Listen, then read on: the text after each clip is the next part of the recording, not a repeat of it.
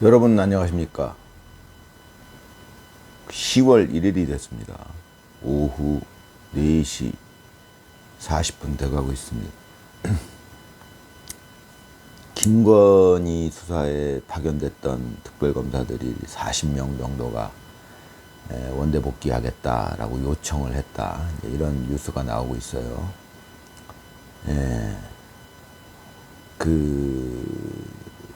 제가 살아보니까 현실은 말이죠.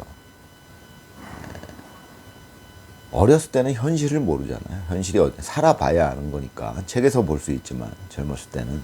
책에서 볼 수 있지만 현실은 살아봐야 아는 거니까. 근데 이 머리 좋은 꾼이 60년 가까이 살아보니, 아, 현실은 그렇구나라는 거를 알게 되는 게 있는데, 그 중에 하나가 그런 거죠. 어느 집단이든지, 지금 검사 집단을 예를 들면, 검사 집단도 검사들 중에서도 아주 질이 나쁜 사람들이 있어요. 그건 어느 집단이나 마찬가지입니다. 제가 살아보니까. 그럼 그 비율이 어느 정도 되느냐? 약 8대2 정도 되는 것 같습니다. 제 경험상. 대체적으로는, 그러니까 어느 집단이든지 대체적으로는 한 8대2 정도로 양심적인 사람들이 많고, 또 이제 거기에는 양심이 불량한 사람들도 섞여 있더라, 이 말씀입니다. 그러니까 검사도 마찬가지. 그러니까 이제 제가 보기에는 그 김건희 수사에 파견됐던 검사들 중에 그 양심적인 검사들이 많이 있었던 것 같습니다. 그러니까 이제 그런 현상들이 일어나고 있다라고 보는데, 제가 살다 보니까 특이한 현상이 벌어질 때가 있는데, 보통 8대2 정도로 양심적인 사람들이 많아야 되는데, 예를 들자면 의사 집단은요, 지금 이제 작년에 의사들과의 갈등이 엄청난 이슈였었죠. 사실은 저는, 윤석열 대통령이 탄핵된 데는 그 의사들 집단의 힘이 많이 작용을 했다라고 저는 보고 있습니다. 지금은 아주 수면 아래로 가라앉아갖고 의사들 이슈가 완전히 이제 지금 뭐 워낙에 이 정치권이 급박하게 돌아가다 보니까 뭐 얘기가 이제 사라지다시피 했는데, 제가 사실은 윤석열 대통령을 처음에는 지지하지 않다가 잘 모르니까 윤석열 대통령을 좋게 생각하기 시작했던 사건이 바로 의사 집단과의 마찰을 빚었을 때, 아, 윤석열 대통령이 뭔가를 제대로 하시는 분이구나라는 생각을 했습니다. 지금까지 정권은 의사 집단과의 대결을 다 피해왔어요. 거기가 다 잘못되어 있다는 걸 알면서도 그 대결을 감히 의사 집단과 맞서질 못했었습니다. 여태까지. 제가 정치에 관심이 없었지만 그 정도는 알고 있었습니다. 의사들 집단이 제가 특이하게 봤던 거는, 지금 현재 의사 집단은 8대2 정도로 양심이 불량한 사람들이 8이에요. 그 비율이 역전돼 있어요. 되게 특이한 현상이죠. 그 이유는 제가 이제 전에도 말씀드린 적 있지만, 의사들은 지금 우리 사회에서 너무 오랫동안 국민 전체의 입장에서는, 전에도 말씀드린 적 있는데, 뭐 의사 집단도 있을 수 있고, 검사 집단도 있을 수 있고, 저기 택시기사 집단도 있을 수 있고, 저기 뭐 교사 집단도 있을 수 있고, 교수 집단, 변호사 집단, 뭐 운동선수 집단, 뭐 축구선수 집단, 뭐 탁구선수 집단 다 있을 거 아닙니까? 그러면 국민들 전체가 보기에는 그게 다 자식과도 같아요. 어떤 집단이든지. 그렇게 비유를 해보자면은 의사 집단을 너무 오냐오냐 해준 겁니다. 너 잘한다, 너 잘한다, 너 잘한다. 그러니까 이 의사들이 사회적으로 대우도 많이 받고, 국가로서는 차별 대우를 한 거예요. 모든 자식들이 있는데. 예를 들어 청소부 집단도 있고 다 집단이 있는데, 의사 집단만 유난히 더 편애를 한 거죠, 국민들이. 그러니까 그 편애를 너무 유난히 받다 보니까 애가 버릇이 없어진 거죠, 비유적으로 설명하면. 그게 지금 우리나라 의사 집단의 현 실태입니다, 제가 보기엔. 현 상황이에요.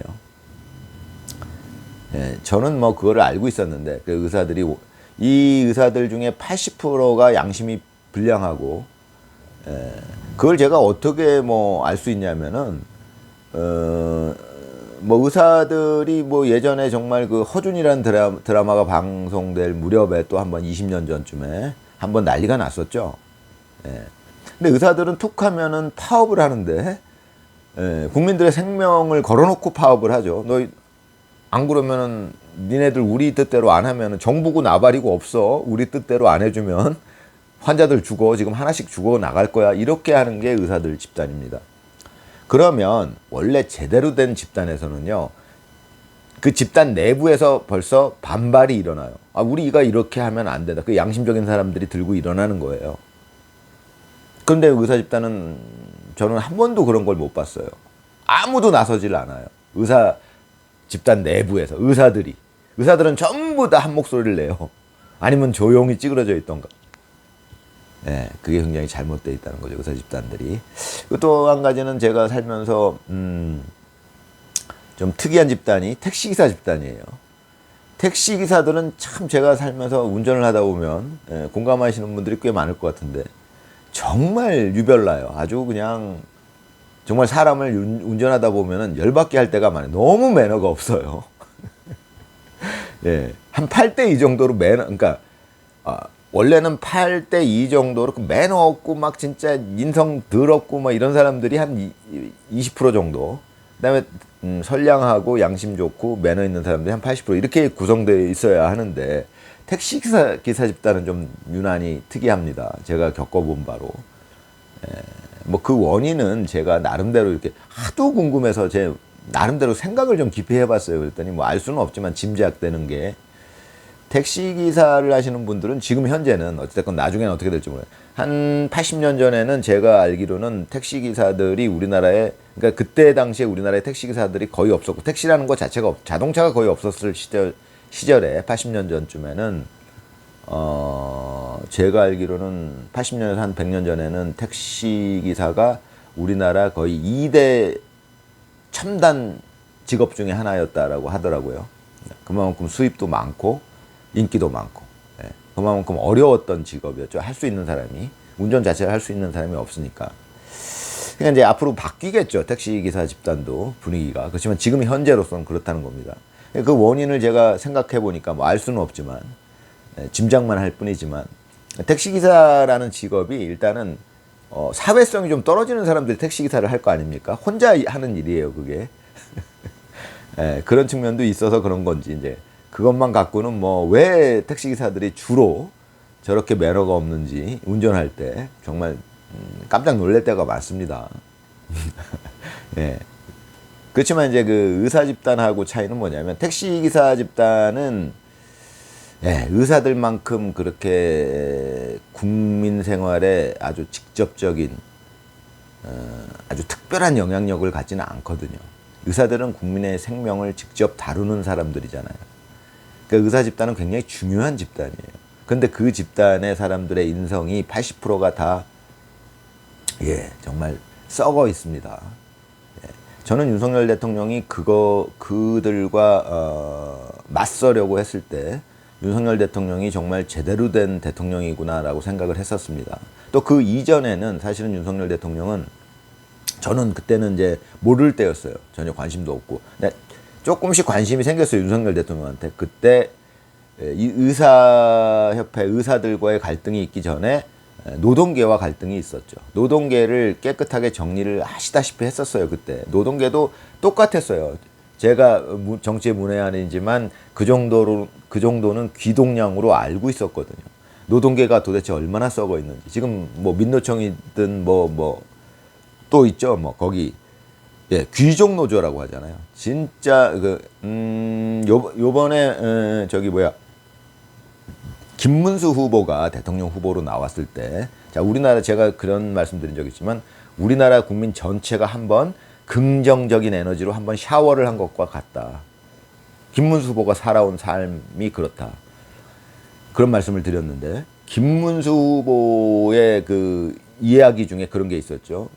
김문수 후보가 노동운동을 할 당시에 김문수 후보가 어떻게 노동운동을 하셨는지. 네, 그렇게 하는 게 노동운동이죠. 네, 그렇게 노조도 결성하고. 만약에 김문수 후보처럼 노조 활동을 한다면 우리나라에는 노조가 있어야 되겠죠. 근데 지금의 노조는 진짜 노동자들의 이익은 대변하지 않아요. 예, 오죽하면 귀족노조라고 하겠어요. 자기들 이익만 대변하는 겁니다. 그러니까 집단 이기주의가 극에 달해 있는 집단이죠. 우리나라 지금 노조들이 민노총이고 뭐고. 그러니까 기업 활동도 저해하고 있고 여러 가지 사회적으로 지금 해악을 미치고 있는 집단들이죠. 의사 집단도 마찬가지고요. 예, 그거에 대해서 처음으로 칼을 들이대기 시작한 분이 윤석열 대통령이었다. 저는 그 점을 굉장히 높이 사고 있었어요. 그러던 와중에 이제 이 계엄이 발동이 된 거죠. 그 바람에 이제 제가 이제 한 10개월 동안 많은 걸 알게 됐는데, 어찌됐건 뭐, 그 때문에 우리나라는 지금 이제 그 잘난 체 하는 옥군이 보기에는 늘 말씀드리지만 지금 우리나라는 큰 그 혼란을 겪고 있는데, 저는 이 혼란이 결국은 우리나라가 수술대에 올라 있다 이렇게 보고 있습니다. 그러니까 수술대에 올라 있다는 것은 그 병을 고치고 있는 중이라는 의미잖아요. 예, 저는 이 희망고문 전문가로서 예, 그러니까 지금 뭐 우리나라의 상황이 걱정되는 면이 많죠. 저도 걱정이 됩니다. 하지만 저는 이상하게도 그 긍정적인 마음이 들어요. 그걸 제가 뭐 억지로 뭐 만들어내려고 하는 것도 아니고, 우리나라는 그러니까 지금 이 아픔을 겪고 있고 고통을 겪고 있고 혼란을 겪고 있는 것은 우리나라 전체가 수술대 위에 올라가 있는 것이다 라고 저는 생각이 듭니다. 수술대 위에 올라가 있다는 것은 큰 병을 치료하기 위해서 수술대에 올라가 있는 것이니까, 수술을 받고 있는 것이니까 수술을 받고 있는 거기 때문에 고통스럽죠. 혼란스럽고. 저는 이제 우리나라가 지금 처한 상황을 그렇다고 봅니다. 그러니까 제가 봤을 적에 지금 우리나라에서 수술해야 될 그 영역들이 있었어요. 제가 정치에 관심이 없지만 알았던 부분들이, 그게 어디냐면 노동계, 그 다음에 의사계, 그 다음에 사실은 이 한쪽은 제가 빼겠습니다. 또 한쪽은 정치계. 그래서 사실은 제가 네 군데를 생각하고 있었는데, 한 군데는 나중에 또 기회가 되면 말씀드릴게요. 그리고 그러니까 그럼 세 군데, 노동계와 의사계통, 의사들, 그 다음에 이 정치. 근데 그 세 부분을 한꺼번에 수술하시려고 했던 분이 윤석열 대통령이었어요. 제가 알기로는. 저는 그때 이제 그때 그분이 그렇게 하는 걸 보고,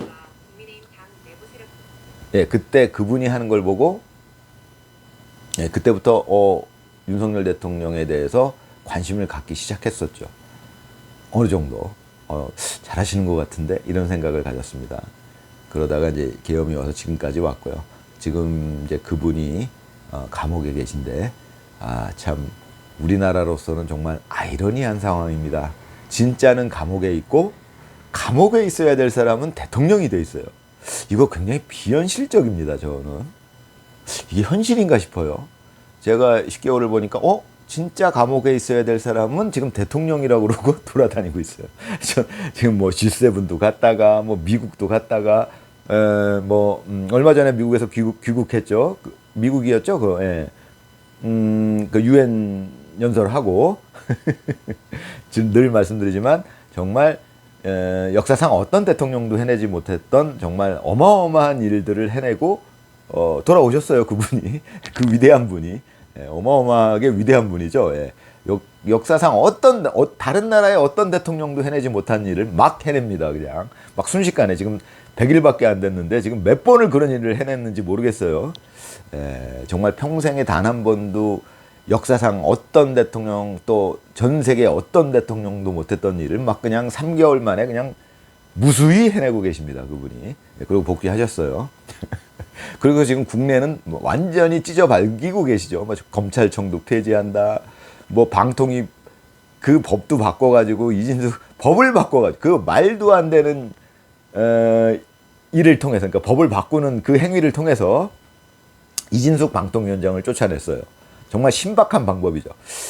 제가 정말 또 한 가지 그 신기하게 느끼는 건 우리나라 국민들이에요. 대단합니다. 어떻게 그렇게 하고 있는데도 잘한다 하고 있는 국민들이 있어요. 그래도 잘한대요. 도대체 물론 늘 말씀드리지만 그것은 방송의 힘이다라고 말씀드리고 있지만 이제는 빨리 국민들이 아셔야죠. 저게 말이 되는 일이, 저분이 하는 저 위대한 업적들을 보고도 아직도 깨어나지 못한다는 것은, 야, 그거는 또 우리나라 국민들도 그만큼 대단한 거예요. 저런 위대한 일들을 보고, 저런 위대한 진짜 불가능한 일들을 저렇게 수없이 해내는데도 아직도 그분을 지지하고 있다. 와, 우리나라 국민도 대단하죠. 그러니까 진짜 우리나라 국민이 당연히 우리나라가 세계 최고가 되겠습니다. 저는 그렇게 믿고 있습니다. 잘난 체 하는 웃군이었습니다. 감사합니다.